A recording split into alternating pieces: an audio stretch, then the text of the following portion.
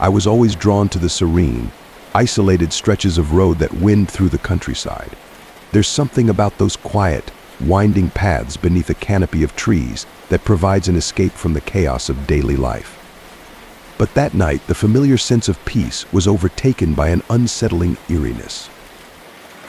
I had been driving for hours, the hum of my old car's engine and the occasional flicker of a distant farmhouse my only company.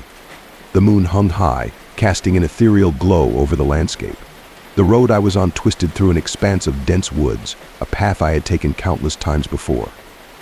Yet tonight felt different, as if the woods themselves were holding their breath. It started with a soft, almost imperceptible sound of melody, faint and haunting. It drifted through the open window, mingling with the cool night air. At first, I thought it was just my imagination, but the melody grew louder, more distinct, until it was impossible to ignore. It was a haunting tune, almost like a lullaby, but the notes were disjointed and discordant, sending shivers down my spine. Curiosity got the better of me. I slowed the car and listened intently, trying to pinpoint where the melody was coming from. The trees seemed to close in around the road, their shadows growing longer and more foreboding. I pulled over and turned off the engine, straining to hear. The melody was clearer now, though still distant. It was coming from deep within the woods. Against my better judgment, I decided to investigate. I grabbed a flashlight and ventured into the darkness, the melody guiding me deeper into the forest. The trees loomed tall and silent, their branches reaching out like skeletal fingers. The path was uneven, and I stumbled over roots and rocks as I followed the eerie tune. As I walked, the melody grew louder, more insistent. It was almost as if it were calling to me, drawing me closer. The song was now accompanied by soft whispers, incomprehensible but laced with desperation. My heart raced with a mix of fear and intrigue.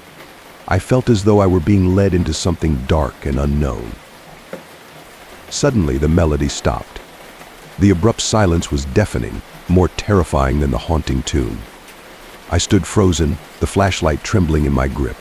The whispers had ceased, replaced by a cold, heavy stillness. My breath came in shallow gasps as I scanned the darkness, trying to make sense of the silence. Then, I saw her. A figure stood in the shadows, her face obscured but her presence unmistakable. She was dressed in a tattered, old-fashioned gown, her long hair flowing around her like a shroud. She began to move towards me with an unnatural, gliding grace. My flashlight flickered, casting eerie shadows on the forest floor. Panic surged through me. I turned and ran, stumbling over roots and branches, desperate to escape. The whispers returned, louder and more urgent, echoing in my ears. "Come back," they seemed to say. "Come back to me." I burst out of the woods and back to the road, my heart pounding. I scrambled into my car, slamming the door shut and locking it behind me. The engine roared to life, and I sped away, my mind racing with fear and confusion. When I finally reached home, the melody and the whispers had faded, but the fear lingered.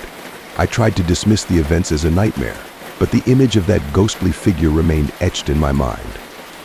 I never took that road again, but sometimes in the dead of night, I think I hear the faintest echo of that haunting melody, reminding me of the darkness that lies just beyond the edge of the familiar. Story 2. The Phantom Passenger. My job often takes me on late-night drives through remote areas, and I've always enjoyed the solitude these journeys offer. There's something calming about the quiet roads, the sound of my engine, and the soft glow of the dashboard lights. However, one particular night, my routine drive took a turn into the unknown. It was late autumn, and a chill had settled in the air. The road was deserted, the only light coming from the waning moon. As I drove through a particularly isolated stretch, I saw a figure on the side of the road. It was a young woman, her clothes disheveled and her face pale. Her posture was slumped, as if she had been waiting there for a long time. Instinctively, I pulled over. She approached the car slowly, her movements hesitant. "Can you help me?" she asked, her voice trembling. I couldn't refuse. I unlocked the door, and she got in without a word of thanks. I offered her a warm drink from my thermos, trying to make conversation, but she only nodded gratefully, not saying much. Her silence was unsettling, but I chalked it up to her being cold and exhausted. I asked her where she was headed, but she just muttered something about needing to get away. As we drove, I noticed she was staring intently out the window, her expression distant. The road we were on seemed to stretch endlessly into the darkness, the trees closing in on either side. I tried to make small talk again, but she remained mostly silent, her only responses being vague and unhelpful. Then, I saw a flicker of movement in the trees. I glanced at the rearview mirror and saw something that made my blood run cold. The figure of a man, his face obscured by a hood, seemed to be following us, moving with unnatural speed and ease. I could barely make out his form before he vanished behind the trees. My heart raced, and I glanced at the woman beside me. She was still staring out the window, but now she was whispering something under her breath. I couldn't make out the words, but the urgency in her voice was palpable. "Hurry," she said softly. "They're getting closer." I tried to focus on the road, my eyes darting between the rearview mirror and the dark forest. The figure reappeared, closer this time, and I could see his face, a gaunt, hollow expression filled with a malevolent glare. The woman's whispers grew louder, more frantic. "Don't look back," she warned, her voice barely audible. "He's trying to take you." Panic surged through me. I accelerated, the engine roaring in protest as I pushed it to its limits. The figure seemed to be gaining on us, his form becoming more defined, his presence more menacing. I could hear his footsteps now, an echo of dread reverberating through the car.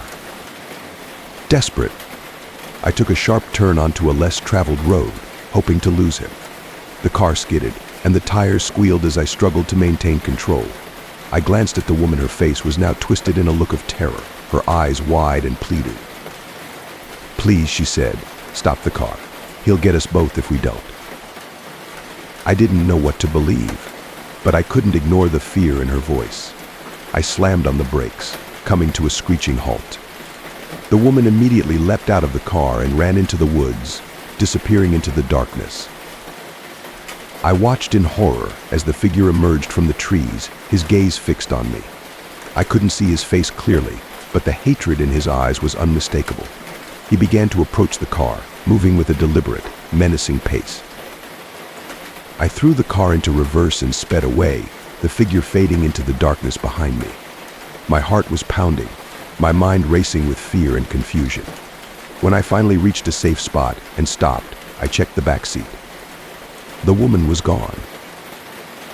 The next day, I heard reports of a woman matching her description found dead in the woods near where I had picked her up. The authorities said she had been running from something, but no one could explain the presence of the man that had followed her or me. I haven't driven that route since. The image of the man's eyes and the woman's terrified expression haunt my dreams.